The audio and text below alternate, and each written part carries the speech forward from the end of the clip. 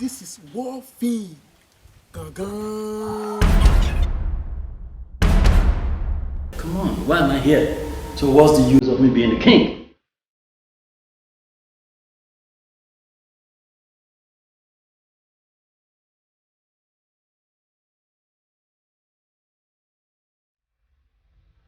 I don't want that one. Only on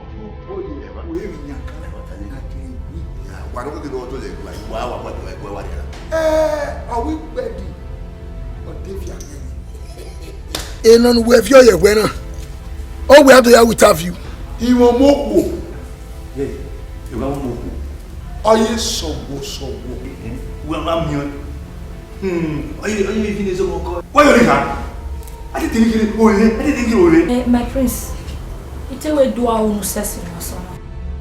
Boy, prince, yeah. I want to say, man. Wait, wait, wait, to go to our baby, who know hey, don't worry, I want to tell you. But I'm here, or what's I was saying, well, okay, and never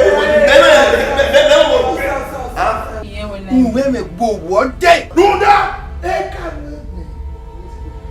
I said, let me choose the woman of my choice. Oh, wait, no.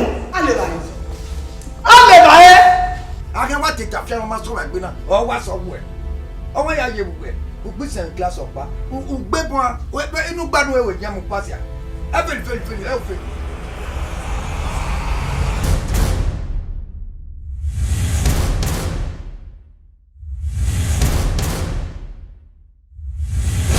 Download the Magic TV app on Google Play Store and iOS. Follow the steps diligently and watch your favorite Edo artist in a grand style. Are Magic, the face